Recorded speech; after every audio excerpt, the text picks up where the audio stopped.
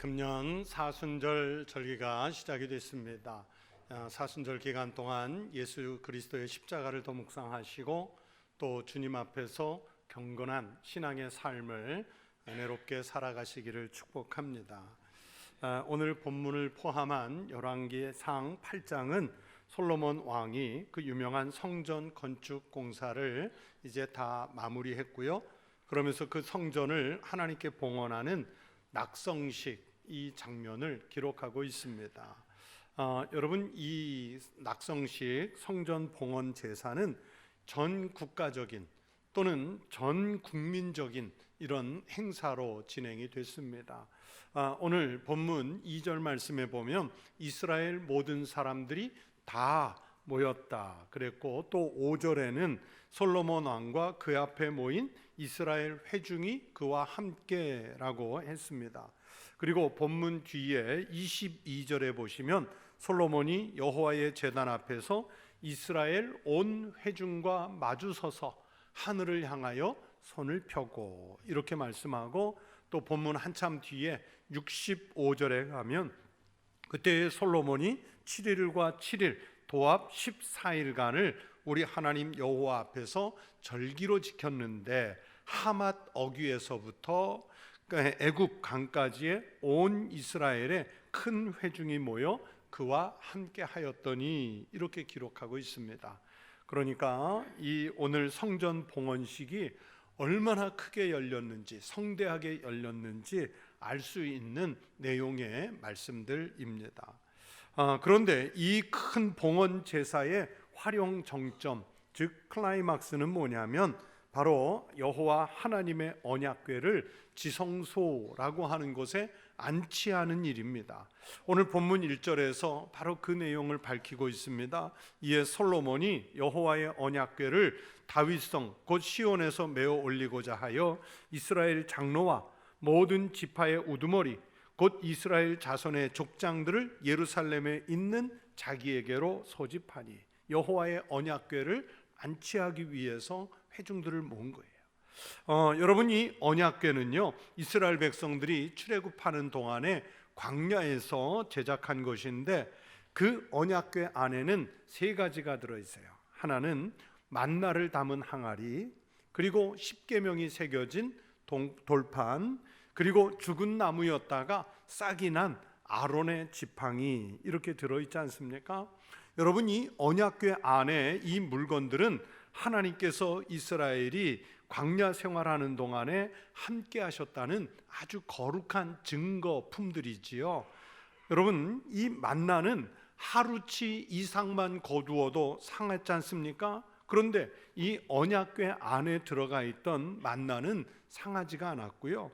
또 새 계명을 새긴 돌판은 하나님께서 직접 새겨서 만들어 주신 것이고, 그리고 아론의 지팡이도 하나님이 이스라엘 백성들을 인도하신다는 표시로 싹이 났었지 않습니까?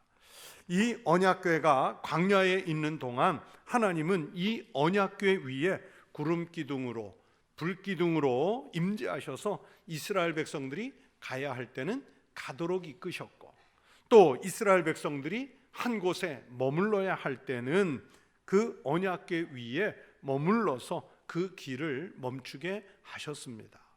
전쟁 중에도 이스라엘은 이 언약궤를 늘 앞세웠고, 언약궤를 잠시 블레셋에게 빼앗겼을 때는 그것을 도로 찾기 위해서 사투를 벌였고, 그것을 가지고 있었던 블레셋에는 예기치 못한 불행을 안기는 하나님의 심판까지도 있었습니다.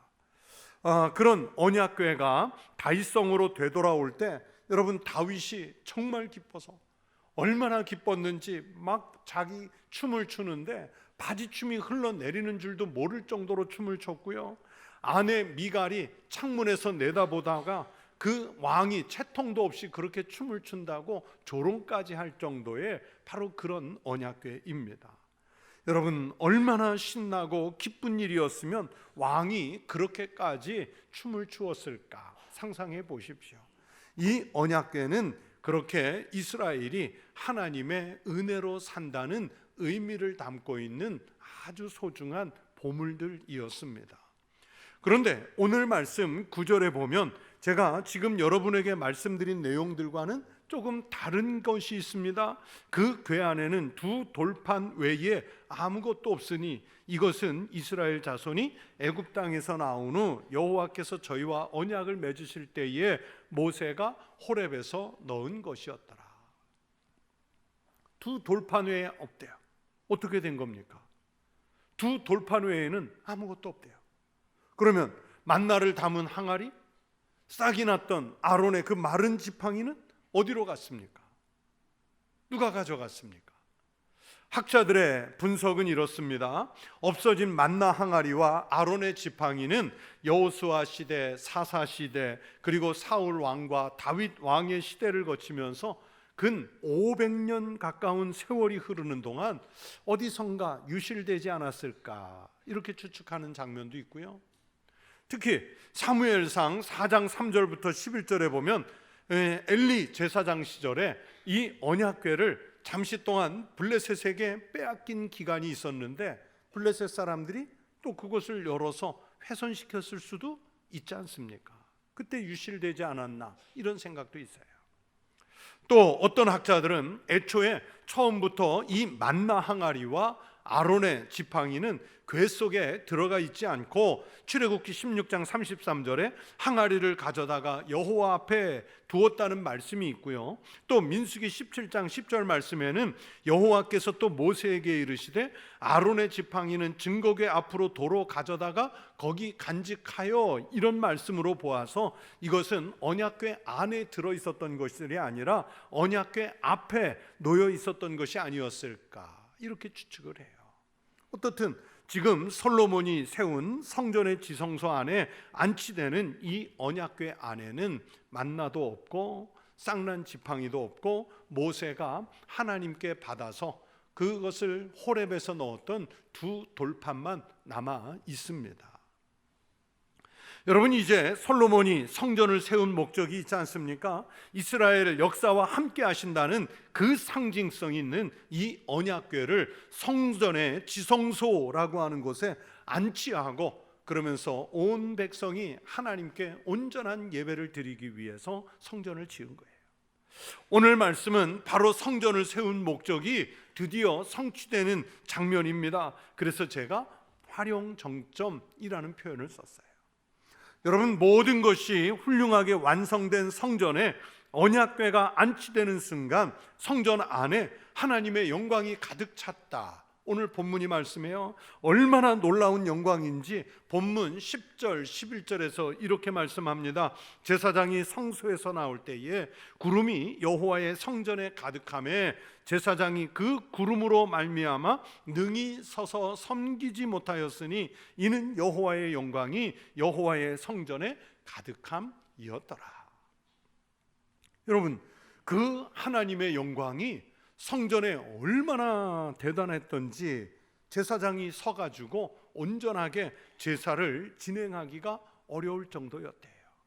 저는 그래서 이 말씀을 읽으면서 생각했어요. 하나님의 영광이 우리 천국교회 안에도 그냥 온전히 가득해가지고 제 하나님께서 제 입을 막아버려서 목회자가 설교도 제대로 못하고 또 목회자가 예배 집례도 제대로 못하고 또 말씀을 듣기 위해 이곳에 와 있던 성도들도 하나님의 영광 앞에 온전히 납작 엎드릴 수밖에 없는 그런 상황이었으면 얼마나 좋을까. 정말 그런 상황이 왔으면 좋겠다, 그런 생각을 했어요. 원래 하나님의 영광이요 정말 강렬하면 우리 인간이 직접 대면할 수가 없어요. 출애굽기 33장 20절에서 성경이 이렇게 말씀하십니다. 또 이르시되 네가 내 얼굴을 보지 못하리니 나를 보고 살 자가 없음이니라. 여러분, 하나님의 영광에 둘러싸이고 하나님의 영광을 우리가 직접 대면하면 우리는 꼼짝을 못합니다. 그 영광을 느끼지 못하고 알지 못하는 사람들이 하나님 앞에서 까부는 거예요. 하나님의 성전 앞에서 까부는 거예요. 하나님의 영광에 사로잡히면 우리는 엎드릴 일밖에 없어요. 오늘날 우리는 너무도 쉽게 하나님의 영광을 범하고 하나님의 모습을 왜곡시키는 그런 그릇된 신앙은 아닌지 늘 자신의 신앙을 점검해 보아야 합니다. 솔로몬 성전에서 그랬던 것처럼 우리의 믿음의 중심에도 또 우리 교회에도 이 땅 어느 곳이든지 그리스도인 공동체가 형성되는 곳에는 하나님 말씀의 언약궤가 그 중심에 있어야 합니다. 여러분, 성전이 성전일 수 있는 것은 말씀이 있기 때문입니다. 만일 성전에서 들려지는 말씀이 없다고 상상해 보시기 바랍니다. 언약궤가 없는 성전을 그려보시기 바랍니다. 여러분, 그것은 허울뿐인 위선이요 껍데기에 불과합니다. 말씀이 살아있고 말씀대로 살고자 하는 믿음의 고백이 있을 때 교회가 교회되고 그리스도인이 그리스도인 되는 것입니다. 예배당 건물을 화려하게 세우고 값비싼 가구들로 치장을 하고 예술적 가치가 뛰어난 스테인드 글라스로 창문을 만들고 화려한 불빛의 조망이 비쳐서 눈에 보기에 좋은 건물 얼마든지 세울 수 있지요.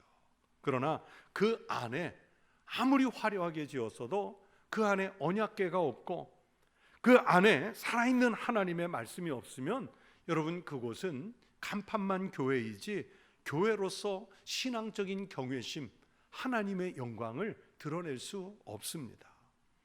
언약궤가 없는 화려한 건물은 온전한 성전이 아닙니다.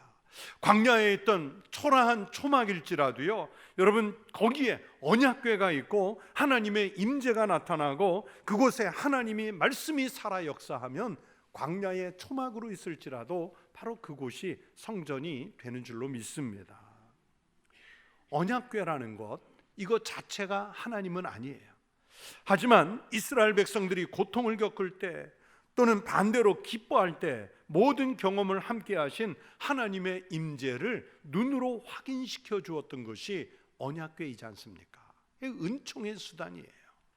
그래서 이스라엘이 하나님의 백성된 것을 확인하는 그 은혜의 상징이 바로 오늘 본문에 등장하는 언약궤이고, 그 언약궤가 비로소 성전에 안치되는 장면이니까 여러분, 전 국민이 온 마음을 온 정신을 집중해서 지켜볼 수밖에 없었습니다. 언약궤가 이렇게 성전에 안치된다는 것은 이제 이스라엘 민족이 광야와는 다른 환경에 살지만 광야에서 하나님만 의지해서 살 수밖에 없었던 것처럼 지금 정착해서 사는 이곳에서도 하나님만 의지해서 살겠다는 신앙의 다짐으로 이 언약궤를 성전의 가장 소중한 곳 지성소에 안치하고 있습니다. 여러분, 우리는 늘 이스라엘 공동체를 신앙의 모델로 삼고 싶어 합니다. 특별히 광야에서 온전히 전적으로 하나님만 의지해서 살아야 했던 이 이스라엘의 출애굽 40년 여정은 우리를 구속하시는 하나님의 섭리를 가장 잘 보여주고 있습니다. 우리가 하나님과 어떤 관계를 어떻게 맺어야 하는지를 극명하게 보여주는, 그리고 예수 그리스도를 통한 구속사가 어떻게 전개될 건지를 보여주는 바로 그 여정입니다. 우리가 어디에 머물든지 무엇을 하든지 우리 삶의 중심에는 이렇게 여호와 신앙이 중심이어야 합니다. 하나님의 인도와 임재에 우리의 전 생애를 맡기겠다는 고백이 있어야 합니다. 사도 바울은 우리가 성령님이 임재하시는 성전이라고 했는데, 여러분, 우리가 성전이 될 수 있는 것은 우리가 교회를 수십 년 출입한다고 자동으로 되는 것이 아니라 우리의 삶의 중심에 말씀이 있고 성령님의 뜻을 따라 사는 신앙적인 고백이 있을 때 우리가 성전이 될 줄로 믿습니다. 사상, 철학, 이념, 여기에는 이즘이라는 것이 있죠. 무슨 주의라는 뜻인데, 이 이즘, 주의는 인간이 무엇을 좇아서 사는지를 사상적으로, 철학적으로 혹은 이념적으로 정리한 거예요. 그래서 예를 들어서 제국주의 그러면 절대 권력에 의지해서 사는 것이고, 자본주의 그러면 그 어떤 사회적 가치보다 자본을 쫓아 사는 사회를 일컫는 말입니다. 공산주의 그러면 그 철저한 유물사관을 쫓아서 사는 생활 행태를 말하지요. 그런데 우리는 세상의 주의, 철학, 이념을 따라 사는 사람들이 아니라 하나님과 맺은 언약, 즉 신본주의를 따라서 사는 사람들입니다. 사도 바울은요 이렇게 자신의 언약을 선언했습니다. 데살로니가후서 1장 11절 12절에서 말씀합니다. 이러므로 우리도 항상 너희를 위하여 기도함은 우리 하나님이 너희를 그 부르심에 합당한 자로 여기시고 모든 선을 기뻐함과 믿음의 역사를 능력으로 이루게 하시고 우리 하나님과 주 예수 그리스도의 은혜대로 우리 주 예수의 이름이 너희 가운데서 영광을 받으시고 너희도 그 안에서 영광을 받게 하려 함이라. 여러분, 사도 바울의 이 선언이 어떤 의미인가 하면 나의 삶은 온통 하나님께 걸었다. 내 인생을 하나님께 걸었다. 그분이 나를 선택했고 나는 그분에게 응답하여 주님과 언약을 맺었다. 그러므로 나의 삶은 이 언약의 선상에서 언약을 충실히 이행하는 삶을 살아가겠다. 한마디로 하나님의 임재대로 살겠다는 그 약속을 편지에서 썼습니다. 여러분, 그렇게 솔로몬이 이 엄청난 성전을 세워서 전 국민의 관심 속에 지성소에 언약궤를 안치하는 이 일은 전에도 그랬지만 이후로도 이스라엘은 바울의 고백처럼 하나님의 인도하심을 따라서 살겠다는 이런 국가적인 약속을 공개적으로 하고 있는 장면입니다.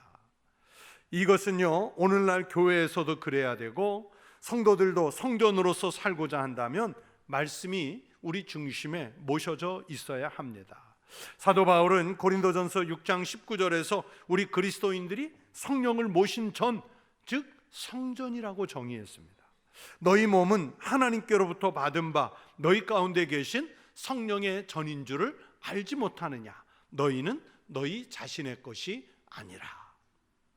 우리는 성령을 모셨고 우리는 성전이 되었기 때문에 솔로몬이 성전에 안치했던 하나님의 언약과 또 성령의 은혜와 감동이 삶이 우리 심령에 자리 잡고 있어야 합니다.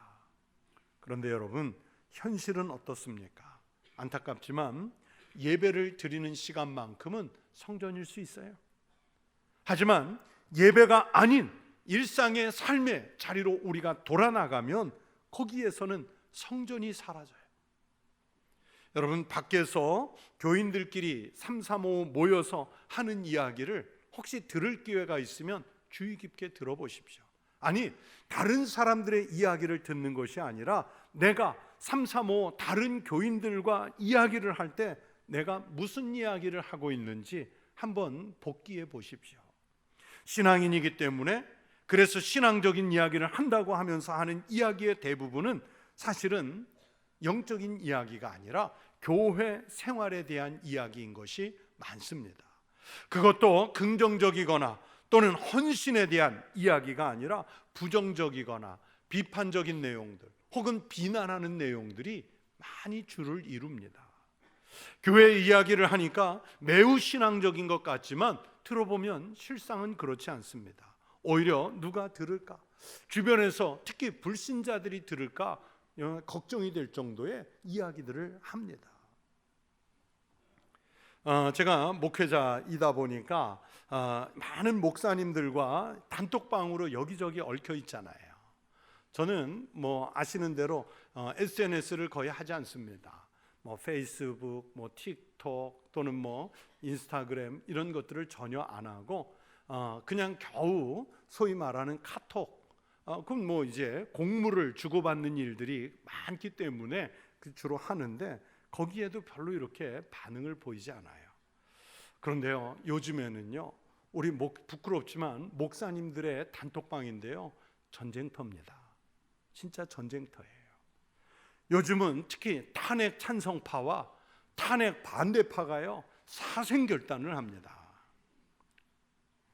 이 목회자로서 여러분에게 참 부끄러워, 이런 대화가 오간다 말할 수 없는, 심지어 비속어도 오갑니다. 비속어까지 오가요. 그러면서 당신은 어느 편이냐고 입장 표명을 요구받을 때도 있어요.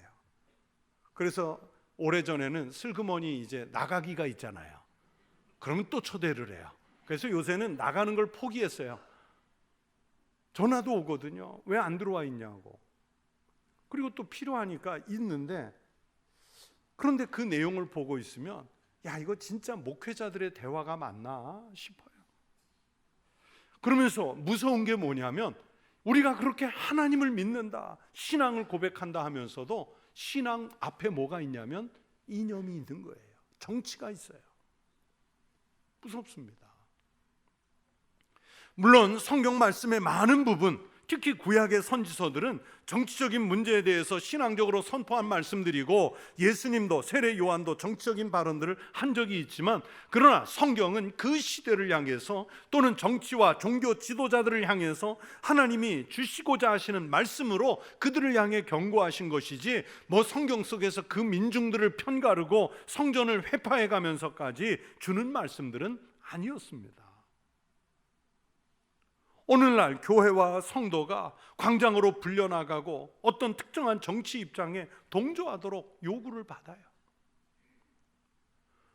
우리 교단 총회의 공식 신문이 이제 기독공보인데, 사순절을 맞아서 이번 주간에 사설을 제가 썼는데, 사순절에 우리는 정치적 광장에 또는 어떤 선언문에 동참하기에 앞서서 하나님 주님의 십자가 앞에 우리의 심령을 내놓고 회개하는 일이 우선되는 사순절이 되어야 되지 않느냐, 저는 그런 논조로 썼습니다. 오늘의 이런 목회자들의 대화나 생각들을 보면, 야, 복음은 그럼 어디에 있는가? 주님은 그 안에, 내 안에 계시는가? 주님은 우리 교회에 말씀하고 계시는가? 이런 생각들이 들고 있어요.